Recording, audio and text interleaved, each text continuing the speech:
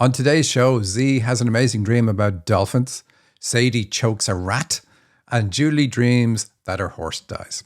What do all these dreams mean?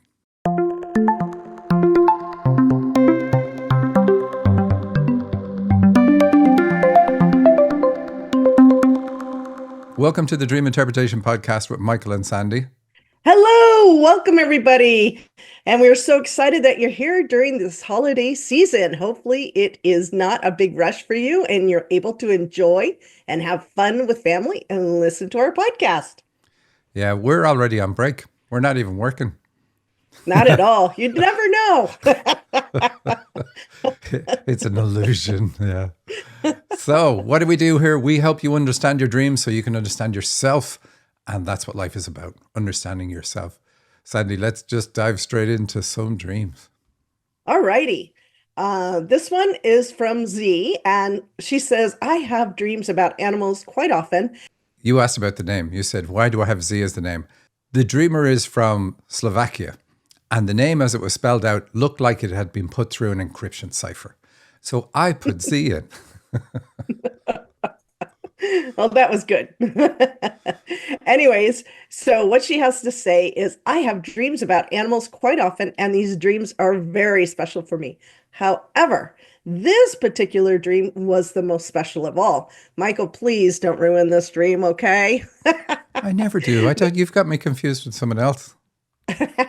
Anyways, the title of the dream is Exceptional Dolphin Dream. My partner and I are on a small wooden boat together with a few other people. Nearby are about 2 more boats with tourists like us. I'm a little bit worried that the water is so still, despite we are probably on the sea. But the water is crystal clear. On the right side of the boat are swimming whales with their calves in a straight line forward. I am amazed by it. I'm observing one of the whale calves who is swimming next to her mom by her left side. In the moment, my partner kicked me a little. Hey, look, there are dolphins on the other side of the boat.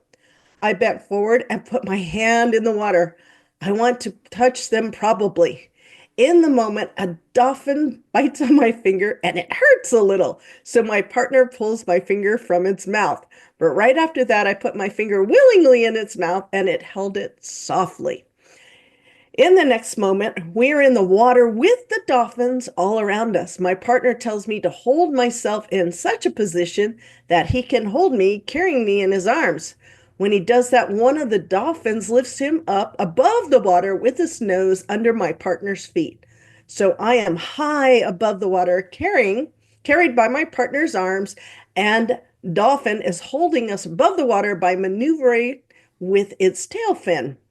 Despite the height I am above the water, I am not afraid.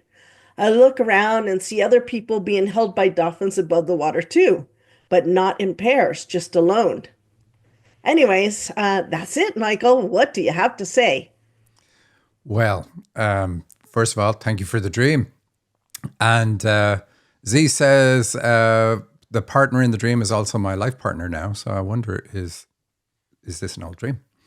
I was convinced that the dolphin was my daughter or a girl that I am currently fostering, but will probably adopt in some time. However, after listening to your podcast, I'm not sure anymore. I tried to grow spiritually. I watch NDEs or channeling sessions daily, and I'm fascinated by it. Okay. So I'm glad that you said those things at the end. It's not about your daughter.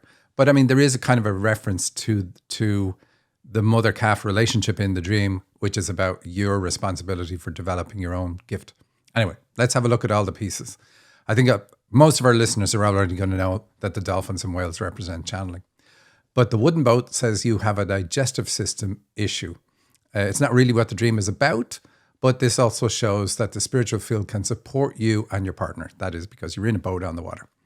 I think you probably hold yourself back because of your partner, not because he's asking you to, but you just do it so as not to upset him. It could be like he wants to be with you on your journey, so you go at a slower pace because of that, or something along those lines. That's the vibe I get.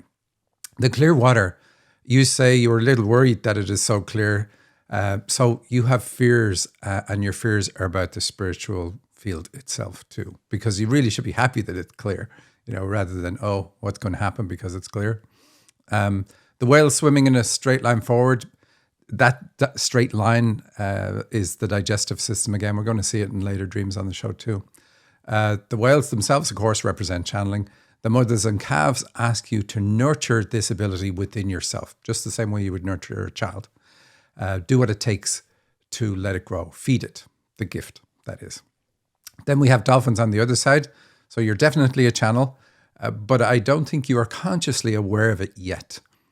Putting your hand in the water is good, even though the dolphin bit your finger. The finger, I love this symbol, and we've seen this a couple of times in dreams. It's your connection with God through channeling. Think Sistine Chapel painting kind of way. And we see the need to overcome fear again, though, which you do in the dream because you put your finger back into the dolphin's mouth. And the mouth, of course, is about expressing your channeling gift. So the initial fear is going to be, well, if I say something, I'm going to get myself in trouble. Initially, your partner pulls your finger out, so not as supportive as you want him to be in this field. And my question is, does he think it's a waste of time? So he's supporting you, but it's kind of like, why are you doing it? It's not going to take you anywhere. Then you're in the water with the dolphins. That's really good. This is really what you want. Your partner to support you while you connect with your spiritual gift, because he's doing that in the dream at this point. In this case, of course, it's your channeling gift. And that will eliminate all the fear. But he doesn't do that. When we see things in a dream, it's normally the way we want it to be or the way it needs to be, but it's not how it is. You're everything in the dream, so you're also the dolphin that is supporting under your partner's feet. So you're the channel who is lifting your partner and you up. So that's really good. This is something you've done in another lifetime. We know that because of the tail fin reference in the dolphin and what the dolphin's capable of doing. The height is indicative of the heights you can achieve with this gift, the higher vibrational level that you can go to. And the fact that you say you're not afraid means that you do have fears. That's sprinkled throughout the dream, but that's totally understandable. You see everyone else is alone in the dream. But so this is not what you want, but it is likely what you fear. So this is probably the fear that you have. You want your partner with you in the spiritual field. So that's it, Sandy. Have I hammered it out, or do you have questions? Oh, that was really good. So, okay, so we got two more boats and tourists like us. So I guess the two is about channeling, but what does tourists like us have to do? So we're on a journey in this plane, and this dreamer is aware of that we're on a journey, especially if she's watching lots of near-death experience shows. That was, interestingly, the same type of thing that I got interested in when I suddenly was aware of the spirit world. So in my case, I'm seeing the spirit world. I know it's real. I know nobody else around me can see the spirits, but they're there. And even the people that would be telling me I'm mad, I'm looking at their guides standing behind them and all that. So it's like, yeah, well, you're all mad because I can see this. And so I started getting into some things that were, evidence-based, described to me what's going on. And near-death experience things are really good. In my case, it was books. YouTube didn't exist at the time. And so anyway, she's going to have that awareness of what life is about, because in a lot of these happenings, you go to the other side, you get a life review, and you're told you're not finished. This is your mission. Here's why you're here. And so there's always a role that we're playing on the earth plane. What is your role? And what are you going to learn about yourself through that role? And she's aware of it because of the tourists. And you're right about the two boats being about the channeling. So we've got a calf swimming next to her mother, and I know you mentioned that it had to do with nurturing. Could some of her fears or something come from her mother? Yeah, absolutely. But what children in dreams represent, and the calf is the whale's child, they represent responsibilities. And that's why it's shown beside the mom. It's not mature yet. It's not nurtured to adulthood yet. And so that's where her gift is. It's not at that mature state. And so she has to nurture it. It's her responsibility to develop it. Of course, there's many, many layers. And there is going to be some significance of connection with mom. But probably little point of looking at it in this particular dream, because the focus in this dream is really about feeling supported by your partner when you're moving forward, because all the whales are moving forward in a line. And even in that line, like that's the digestive system again. So there's so many layers in the dream, but it's always like, what do we focus on first? And clearly the gift is it, because that's the most amazing piece of the dream. Wow, that was really beautiful, and I understand why she loved this dream. It really shows a lot of positive stuff, as well as, once again, the obstacles that are holding her back. Anyways, Michael, are you ready to move on? I am. All righty. Our next dream is from Sadie, and it's titled Choking a Rat. Somehow I found myself holding this rat that kept biting me. It really stung, and I couldn't figure out why it kept biting me. So I thought, holy crap, this rat is really mean. I have to kill it. So I started choking it, and it started squealing. After a while, though, it stopped squealing, so I stopped choking it. And then I felt it still breathing on me, but it didn't try to bite me again. And my last thought, because I was spending the night at my mom's, was that I hope my mom couldn't find it because she'd be grossed out. All right. You skipped right. over the part that we talk about rats all the time as being a symbol of cancer, but in this dream, it's a symbol of betrayal. And if you were reading the dream, knowing it's a symbol of betrayal, it probably would have been more obvious.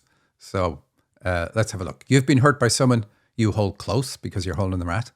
Not something you would do. So the rat is someone else. And this attack hurt you, obviously. Choking the rat is not about killing the person. It's about moving to a position where they cannot hurt you anymore, which is addressing the problem. That's what you want to do. It's a good thing to do in the dream. I love how you say that the rat was squealing. That's the betrayal again. A rat squealing on you. But we have that expression. Do you have it in America as well? You do, because you see it in the movies. Yeah, you do. You dirty rat. You know, we definitely have it. So that's what the rat can mean. So we almost always say it's about cancer and warnings of cancer or some serious illness. But here it's not. It's the betrayal. And the squealing really emphasizes that. So you're spending the night at mom. So this is somehow connected to her. Did mom ever give you any privacy? That's my question. Is there a sense of betrayal around here? Sometimes a particular word, though, can give the wrong vibe. And I think betrayal is not the right word to use for this dreamer. So I want to put it another way. If you say things to mom to be open, to vent, to offload, does she say it back to the person in question? And you're like, oh my God, now I'm in trouble. Why did you say to that person what I told you? So the last part is you don't want your mom to find the rat. You want to keep something hidden from her. Just thinking about that should give you a clue for the reason of this dream. You say she would be grossed out. Dreams exaggerate, of course. But what would mom find horrible if she discovered it? Or is it that, and I think it is this, that mom finds things horrible and then doesn't let them go? And this is partly why she doesn't keep your confidence. Wow, that was really good. A lot of stuff in such a short dream. And the biting me, is that the injury? Well, it's more like she doesn't really get injured. It hurts, she says. So it's like the betrayal hurts, or an aspect of somebody hurts her. Like it comes back to bite her. If I share this, it's going to come back to bite me in time. And so I don't want to share it. That's very good. All righty, let's move on. The next one is from Kay. 3 times recently, I've woken up hearing parts of songs. What does it mean? The first song was by Garth Brooks, and the lyrics were Thunder Road When the Lightning Strikes. Second song by the Eurythmics, These Dreams Are Made for Me, etc. Third song, not sure of the artist. It goes something like this. Oh, how I love you. Oh, how I love you. Hearing songs is about clairaudience. So you've got the gift of clairaudience, and this is how your guides talk to you. They will put songs in your mind, or a bit of a song. Like, look what you're saying here. You're not saying, here's the lyrics of all the song. You're saying, here's the piece. And you have to acknowledge this piece, and then the song will move to another song or a bit of another song. And if you don't, it'll just plague you for the rest of the day. You'll be like, oh my gosh, I can't get this song out of my head. Somebody shoot me. And but this is the way the gift works. So acknowledge it, it'll move to the next song or the next piece of a song. Acknowledge that, it'll go to another one or it'll finish. And you just put them all together, and that's the message. So Wow. I don't know this song by Garth Brooks, Thunder Road When the Lightning Strikes, but you will. So what does that mean? But the lightning strike is a good thing. Lightning is light in a dream. It's also emotional. But we'll assume like think St. Paul on the road to Damascus. The lightning hits him and his life has changed forevermore. And he goes on preaching about the gospel of Jesus, I think. Isn't that what he does? Anyway. I think so. He does. He's a bit of a jerk though, but he does that. Anyway, the second song, look at the way the words were wrong. Because this isn't the words of the dream. You say, these dreams are made of me, for me, etc. So these dreams are made for me. So the dream that it's pointing out, your guides are pointing out the importance of your dreams. And the very fact that they're pointing out the importance of your dreams is significant because they don't do that for most people. They don't go, hey, look at the dream, look at the dream. They go, look at the message. So here it's look at the dream. And we're going to come back to that in a minute. And then the third song, oh, how I love you, how I love you. Okay, so your guides are telling you you are loved. God is telling you are loved. So that means you don't feel it or you're asking about that. All right, Sandy, what's next? All right. So then I had a very short dream with, guess who? Our superstar, Michael, in it.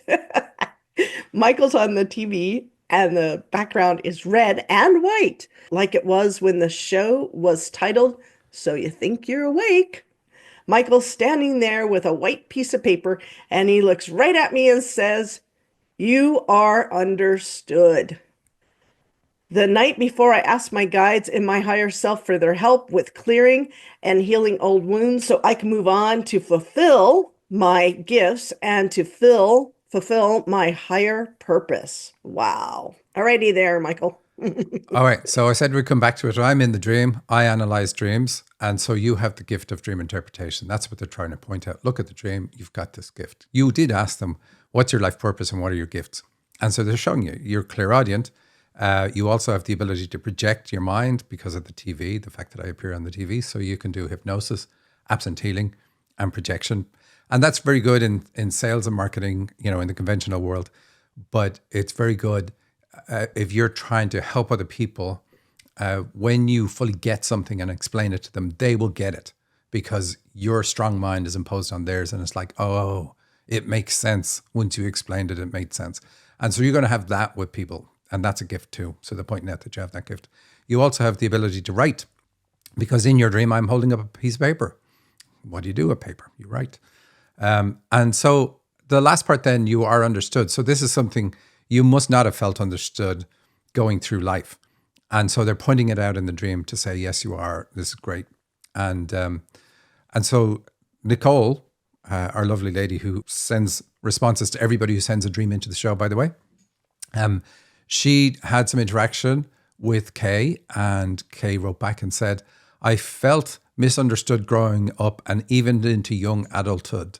Now that I'm looking into my dreams, I have a much better understanding of how impactful life events were and now how to help heal and move forward with my life. So that's really good. But, so that anyway, but we see it in the dream.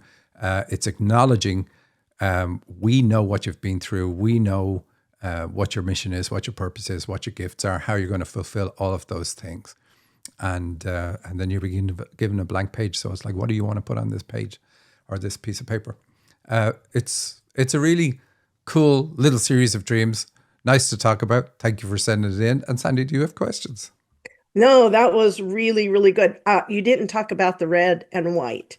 And you say that's the best colors to have in dreams. So explain. I like that. No, I have no questions. Ha! But this one. So red and white is. Red is about joy. White is about confidence and hope. And so it's asking you to have hope and confidence going into the future. So again, you're going to feel good after this dream. It's like, okay, fantastic. I really feel like I'm going in the right direction now, or whatever. But you're definitely going to feel good about it. And I like that old title. So You Think You're Awake. I often regret changing it. But there you go. But it emphasizes the point you're at in your life. You're waking up. That's awesome. Oh, I like that dream a lot. And I love that it pointed out the clairaudient. That is so cool. All righty. Are you ready to move on there, Michael? Yes. Okay, the next one is titled Pasha's Death, and it's from Julie. And she gives us a little background. Pasha was an Arabian horse that I had as a teenager. I also had a horse named Dakota. Last year at this time, our beloved cat, Retro, showed symptoms of pain and was diagnosed with cancer. So that's her background. There's heavy rain. There's downspouts inside the house. The rain's overwhelming them, causing an overflow. I checked one. It's clogged with garbage like plastic bags, which I remove. All right, Alrighty, Michael. Sandy, do you know what this dream is already about? Mm, life? All right, I thought I was throwing a softball there. So the garbage and plastic bags is elimination system. But if you look up the dictionary on our website, I say downspouts and drains are always about the elimination system. Anyway, but here when we see it clogged, it means that you've got to do something to clear your elimination system, speed it up. Dreams exaggerate. It's not going to be clogged like this, but it's a very important first step for you. And we see this theme coming up a few times. And inside the house, so like who has downspouts inside a house? Nobody does. They're always outside. So it's saying this is something inside your body that you need to take care of. Oh, very interesting. Okay, we'll continue on. I remember to go check on Pasha. There had just been some confusion over which horse was sick. And now Dakota is gone and Pasha remains. Someone else has inspected Pasha thoroughly and did not notice anything. I thanked her for looking and acknowledged that multiple perspectives have value. His discomfort appears to be abdominal. He's been standing in belly deep water, apparently to soothe his pain. I speak to him. Now, as I'm awake, I realize I'm getting the horse visually confused with my cat, Retro. All right. So because Julie said that Retro showed symptoms of cancer or was diagnosed with cancer last year, I'm going to jump in here and say that's not what it's about.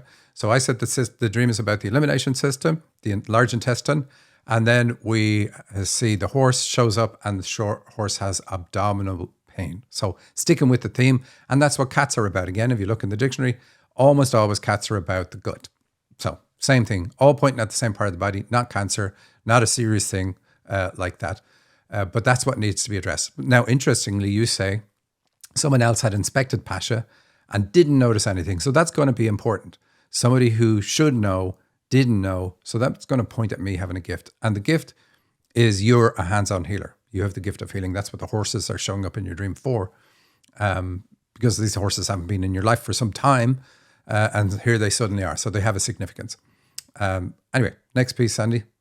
All right. We run an errand. The grocery store line is unbelievably long, and the store is understaffed. I wonder if I can help. I find Stephanie and recruit her to help me with the horse. I've got a job for you. She will be excited to participate. I asked her to write her phone number down. Her paper is already covered with a mess of notes. All right, Michael, on to you. All right. So she doesn't tell us anything about Stephanie, and I didn't have time to write and ask. But what we can say for sure is recruiting a woman to help you with the horse being hands-on healing. The woman then says that you're going to use intuition coupled with healing. And this is where you use your intuitive abilities to find the cause of physical symptoms. And that's why I said we're going to come back to the fact that somebody examined the horse and didn't find anything wrong, even though something is wrong. So you're going to go beyond that level with your gift, and you're going to be like, I know what it is, I know where it's coming from, and I know what we need to do to heal it. Really cool. That is cool. This next paragraph, which is the last of the dream, is really cool. So let's dive into it. I return to check on Pasha. He isn't in his usual spot, which is immediately obvious. But I'm manipulating objects as if I need to move them to truly see or understand. The objects are a pair of long, thin floor lamps with a singular antler on top. They were at the black clothing rack, and I'm trying to move them to see the horse, even though he's obviously not there. And the antlers tangle. Someone points out the fallacy of my activities, and I understand and walk away. Then I see Pasha has died. I am so upset, crying out his name, Pasha, Pasha, Pasha. That's the end of the dream. Wow. I wouldn't wake up feeling good about that dream. She didn't. So I just cut that piece out. But yeah, she didn't feel good when she woke up. So moving objects to truly see or understand. So that's what she's got to deal with. Get to the point of understanding. The lamps, that's another symbol for the feminine side, like Stephanie in the dream. So this is about getting in touch with your intuitive side. I mean, we would always say that about a lamp directly. And so that's why I can say that's what Stephanie represents in the dream, her feminine side, because intuition works through feminine energy. And logic gets you tangled up because that's what antlers would represent. Only the male deer have antlers. And they only have a single antler and they still get tangled. So, and we see that other person who examines the horse but doesn't find the problem. So it's like trying to logically work it out isn't going to help you, but being intuitive about it is. And there's two lamps and they're tall as well, which is always good in a dream. So it's kind of intuitive channeling on. So you're deliberately connecting with the spirit world, with your intuition to figure things out. And that's what we got from before anyway. And then the black clothing rack is about eliminating fears, looking beyond them. So you move them out of your way, which is really good. And somebody tells you, hey, this is a fallacy. What are you doing? So somebody's putting you off. These are this is the negative attitude that you have to overcome, which again, that's what the black clothing rack is about. Somebody else's negative influence on you. You're going to push that to the side, look past it, because that's going to allow you to see your healing ability, because you're doing this in order to see the horse. Even though you say, oh, he couldn't be there. And in the end of the dream, he dies. It's not about you dying or anything like that. And people ask this all the time. Do I lose a gift or does a gift die if I don't use it? The answer is no. It's saying, look, you have to use this gift and you're going to use it on yourself to help figure out your own abdominal issues. But it's not dead. You got to rejuvenate it, bring it back to life. And first by using it to help yourself. Wow, that was really very interesting. I like the idea that she has to move things out of her way. So if she's manipulating objects to move to truly see or understand, is that physical or with her mind, or what is it trying to say there? It's going to be a bit of both. Yeah. Because the physical objects are in the way. So it's like if I look at, and I'm looking at the body and I'm feeling with my hands and I go, okay, this is where the problem is. That's not going to give me the answer. I got to step back, use my intuition, non-physical, to look past these physical blocks and see whatever the issue is. But of course, there's also, like we say, the object is the way all the time. So that it's like working on my own stuff and moving my own stuff out of the way is also going to help me. That's where we grow. We grow from dealing with our own stuff. Wow, that's fabulous. I hope everybody has a fabulous holiday and a wonderful week, enjoying time with however you want, and hopefully you get time off to relax. Thank you. I hope Santa brings you what you want. Bye.